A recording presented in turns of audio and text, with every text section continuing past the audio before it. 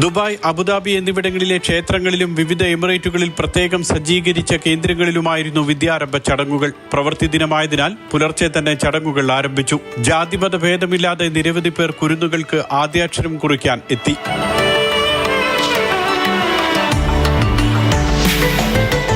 ഷാർജയിൽ ഏകതയുടെ ആഭിമുഖ്യത്തിൽ നടന്ന വിദ്യാരംഭ ചടങ്ങിൽ 100-ലധികം കുട്ടികൾ അരിയിൽ ഹരിശ്രീ കുറിച്ചു.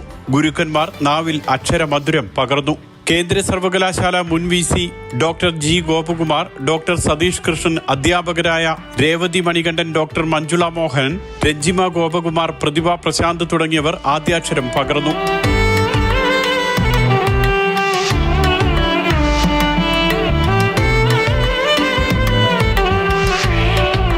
UAE അയ്യപ്പ സേവാ സമിതിയുടെ നേതൃത്വത്തിൽ കിസൈസിൽ വിദ്യാരംഭ ചടങ്ങ് സംഘടിപ്പിച്ചു. അധ്യാപിക സഹിത ജയദേവൻ കുരുന്നുകൾക്ക് ആദ്യാക്ഷരം പകർന്നു. മണി വെള്ളങ്ങോത്തില്ലം, സ്വപ്നേഷ്, രാജേഷ് തുടങ്ങിയ അയ്യപ്പ സേവാ സമിതി പ്രവർത്തകർ നേതൃത്വം നൽകി. അബുദാബി, അജ്മാൻ എന്നിവിടങ്ങളിലും വിവിധ കൂട്ടായ്മകൾ വിദ്യാരംഭ ചടങ്ങുകൾ സംഘടിപ്പിച്ചു. Mathrubhumi news, Dubai.